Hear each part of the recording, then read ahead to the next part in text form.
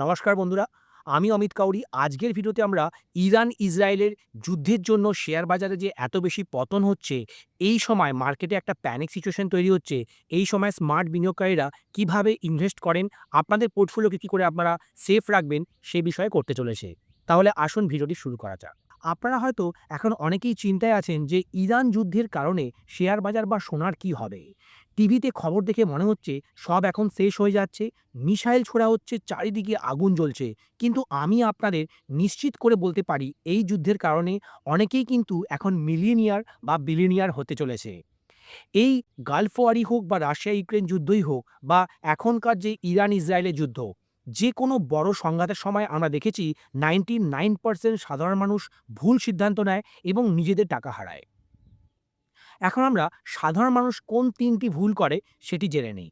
যুদ্ধের মতো ভয়ের পরিস্থিতিতে সাধারণ মানুষ সাধারণত ৩টি বড় ভুল করে থাকে। তারা প্রথমে ভয়ে বিক্রি করে দেয়। মানুষ আতঙ্কে তাদের ভালো, ভালো শেয়ার, তাদের মিউচুয়াল ফান্ডগুলি তারা বিক্রি করে দেয়। তারা নগদ টাকা হাতে রাখতে চায়। এর ফলে তারা নিজেরাই নিজেদের লোকসান করে এবং অন্য কাউকে কম দামে তাদের ভ্যালুয়েবল শেয়ারগুলি বিক্রি করে দেয়। দ্বিতীয়ত, তারা ভয়ে জমে যায়। টিভিতে শেয়ার বাজারের পতন আর খারাপ খবর দেখে মানুষ এখন প্যানিকে চলে আসে। তারা কিন্তু তাদের শেয়ারগুলিকে সেই জন্য ডাম্প করে দেয়। আর তৃতীয় ভুল, সবচেয়ে বেশি দামে কেনা। যখন তেল বা সোনার দাম অনেক বেড়ে যায়, মানে 15-20%, মানুষ তখন সেগুলিকে কিনতে দৌড়ায়। একদম তারা অল টাইম হাইয়ের দিকে তারা ইনভেস্ট করে দেয়, তাদের অনেক বেশি ক্যাপিটাল ইনভেস্ট করে।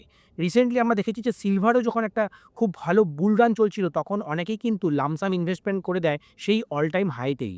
তারপরে সিলভার আর গোল্ডের প্রাইস অনেক বেশি কারেকশন দেখি, আর সেখান থেকে কিন্তু এখন এই সিলভার এবং গোল্ডের মতো অ্যাসেট ক্লাসগুলি এখন কনসলিডেট করছে, তারা আর র্যালি দিচ্ছে না। এখন আমরা জানবো যে বড় বিনিয়োগকারীরা কিভাবে শেয়ার বাজারের পতনে ইনভেস্ট করে, আমরা সেটাই ইতিহাস থেকে জানবো। সাধারণ মানুষের মতো বড় বিনিয়োগকারীরা বা মিলিয়নিয়াররা খবরের চ্যানেল দেখে ভয় পায় না। তারা শুধু দেখে যে স্মার্ট মানি কোন দিকে ফ্লো হচ্ছে। সাধারণত সেক্টর রোটেশন হয়ে থাকে এই রকম পতনের সময়। ইতিহাস ঘাটলেই দেখা যায় যুদ্ধের শুরুতেই বাজার সবসময় 10, 20, 30 কি 40% অবধি পড়ে যায়। কিন্তু ৩-৪ মাসের মধ্যেই বাজার আবার আগের জায়গায় ফিরে আসে এবং ১ বছর পরে 10-15% মিনিমাম কিন্তু একটা রিটার্ন জেনারেট করে। সেটা কিন্তু পজিটিভ রিটার্ন হয়। আর আমরা গালফ ওয়ারের সময় দেখেছিলাম মার্কেট প্রথমে 11% কারেক্ট করে এবং ১ বছর পরে মার্কেট কিন্তু 13.6% রিটার্নও জেনারেট করেছিল। রাশিয়া ইউক্রেন যুদ্ধের সময় বাজার প্রথমেই 7% পড়ে যায় এবং কয়েক মাসের মধ্যেই আবার সে অল টাইম হাইয়ের কাছাকাছি চলে আসে। যুদ্ধ শেয়ার বাজারকে ধ্বংস করে না, বরং শেয়ারের দাম সাময়িকভাবে কমে যায়, তা কেনার জন্য একটা বড় সুযোগ তৈরি হয়। এবং ওয়ারেন বাফেটের মতো বড়, বড় বিনিয়োগকারীরা এই সুযোগের অপেক্ষাতেই থাকেন, যাতে আপনারা যখন ভয়ে 30-40% লোকসানে শেয়ার বিক্রি করবেন, তখন তারা সেগুলি সস্তায় কিনতে পারে। এখন আমরা এই ইরান, ইসরায়েল, ইউএসএ যুদ্ধের ৩টি ধাপ নিয়ে আলোচনা করব। ইরান বিশ্বের অন্যতম তেল উৎপাদক। যুদ্ধ বাড়লে তেলের সাপ্লাই কমবে, ফলে জিনিসের দাম এবং যাতায়াত খরচ, এছাড়া খাদ্যের দামও কিন্তু বাড়বে। তার মানে আমরা জানতেই পারছি যে ইনফ্লেশন ধীরে, ধীরে এখান থেকে অনেকটাই বেড়ে যাবে। এই পরিস্থিতিকে কাজে লাগাতে হলে আপনাকে বাজারের ৩টি ধাপ অবশ্যই বুঝতে হবে। ১ম ধাপ হচ্ছে ভয় বা ধাক্কা। এটি খুব অল্প দিন থাকে এবং এই ধাপে মানুষ ভয়ে তাদের ভ্যালুয়েবল শেয়ারগুলি লসেই বিক্রি করে দেয়।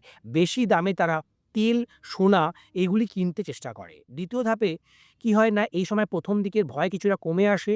বড় ব্যাংকগুলি, বড় ইনভেস্টমেন্ট ব্যাংকাররা চুপচাপ এক জায়গা থেকে অন্য জায়গায় টাকাকে সরিয়ে নেয়। এই সময় মাথা ঠান্ডা রেখে বিনিয়োগ করা উচিত।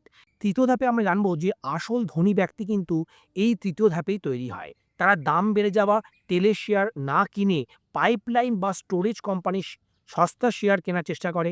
তারা সরাসরি বড় ডিফেন্স কোম্পানির শেয়ার না কিনে, যাদের সরকারের সাথে ১০ বছর, 15 ইয়ার্স, 20 ইয়ার্সের একটা চুক্তি আছে, এমন ডিফেন্স কোম্পানি বা এআই ডেটা সেন্টারে যেগুলি পার্টিসিপেট করছে বা ড্রোন ম্যানুফ্যাকচারিং কোম্পানিগুলিতে তারা কিন্তু ইনভেস্ট করার চেষ্টা করে। এবার আমি ভিডিওর একদম অন্তিম পর্বে চলে এসেছি। বন্ধুরা, আমি কিন্তু আগে থেকেই একটা আভাস করতে পারছিলাম মার্কেট এখন অল টাইম হাইয়ের কাছাকাছি চলে এসেছে। সেনসেক্স কিন্তু এক ধাপেই প্রায় ৮০,০০০ টাচ করে গেছিল। তখন আমি কিছুটা কসাস হয়ে গেছিলাম আর আমি তখন কিছুটা মানি সিলভার গোল্ডে পার্ক করা শুরু করেছিলাম। সেই জন্যই কিন্তু আমার পোর্টফোলিও লেভেলে খুব বেশি কারেকশন হয়নি। যদিও আমার পোর্টফোলিওতে স্টকেই আমি বেশি অ্যালোকেট করি এবং মিউচুয়াল ফান্ডও আমার অ্যালোকেশন বেশ ভালো। সেই জন্য আমারও কিন্তু পোর্টফোলিও কিছুটা কারেক্ট করে। কিন্তু মার্কেটে যতটা কারেক্ট করে, বিশেষ করে স্মল ক্যাপ, মিড ক্যাপ যত বেশি কারেক্ট করে, ততটা কিন্তু পোর্টফোলিও লেভেলে আমার ড্রডাউন হয়নি। কারণ আমি কিছুটা সেফলি টাকা গোল্ড, সিলভারে পার্ক করে দিয়েছিলাম। বন্ধুরা, আপনারা কি জানেন যে যুদ্ধের কিন্তু ১ বছর আগে থেকেই বড়, বড় ব্যাংকগুলি, বিভিন্ন ওয়েলথ ম্যানেজাররা প্রচুর তারা সোনা কিনছিল। অনেক কিন্তু কান্ট্রি কিন্তু সোনা কিনছিল অনেক ব্যাপকভাবে। তখনই পরিষ্কার হয়ে গেছিল যে আগামী দিনে একটা যুদ্ধের মতো পরিস্থিতি আসতে চলেছে। এখন টাকা বাঁচানোর সবচেয়ে বড় নিয়ম হলো খবরের চ্যানেল এবং নিউজ অ্যাপ এবং বিভিন্ন YouTube ভিডিওগুলি আপনারা দেখা পুরোপুরি বন্ধ করুন। এগুলো আপনার মনে ভয় ঢুকিয়ে আপনার পকেট থেকে টাকা বার করে নেওয়ার জন্য বানানো হয়েছে। টিভিতে যারা বড়, বড় ভবিষ্যৎবাণী করে তারা আসলে টাকা খাওয়া অভিনেতা। বন্ধুরা, হয়তো শুনতে আপনাদের খুব খারাপ লাগছে, কিন্তু আসল ফ্যাক্ট হচ্ছে তারা কিন্তু এই ধরনের প্যানিক সিচুয়েশনেই যারা লং টার্ম ইনভেস্টর তারা কিন্তু অনেক বেশি শেয়ার, অনেক বেশি মিউচুয়াল ফান্ড বাই করে। কারণ আপনি এখন মিউচুয়াল ফান্ডের ইউনিট কিন্তু অনেক সস্তায় পাচ্ছেন। তাহলে বন্ধুরা, আপনারা এখন কি করবেন? আপনাদের ভালো শেয়ারগুলিকে ধরে রাখুন, ভালো মিউচুয়াল ফান্ডগুলিকেও ধরে রাখুন। আরও এখানে টপ আপ করতে পারেন। আর কোম্পানিগুলি কেমন পারফর্ম করছে তাদের কোয়ার্টারলি রেজাল্ট আপনারা ট্র্যাক করুন। ইতিহাস বলছে যে কোনো সংকটেই কয়েক সপ্তাহ থাকে, তারপর বাজার আবার স্বাভাবিক হয়ে যায়। তাই অন্ধভাবে টিভির কথায় কান দেবেন না, বুঝে শুনে বিনিয়োগ করুন। বন্ধুরা, ভালো থাকবেন। নমস্কার। Thank you for watching this video. জয় হিন্দ।